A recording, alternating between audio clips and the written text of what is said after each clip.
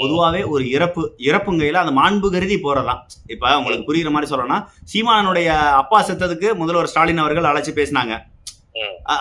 சீமானனை ஒரு தடவை மயங்கி விழுந்துட்டாங்க. ஒரு இதுல போயிட்டு வீடுகள்லாம் இடிக்கிறாங்கன்னு சொல்லிட்டு அந்த மாதிரியான ஒரு மக்கள் பிரச்சனைக்கா போய் வெயில் தெரியல மயங்கி, அதையும் அலைபேசியில அழைச்சு பேசினாங்க. அது ஒரு மாண்பு கருதி பேசுறது.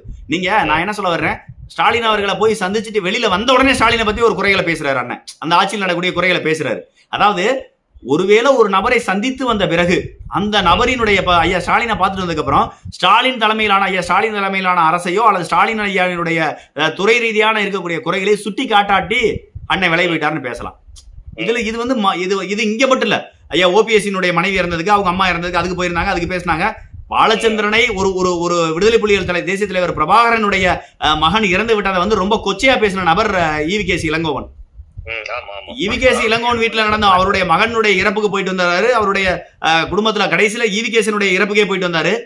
அது வந்து மாண்பு கருதி ஒரு துக்கத்தை அனுசரிக்கிறது. தமிழ் பண்பாடு, தமிழ் கலாச்சாரம். அதுல எல்லாம் வந்து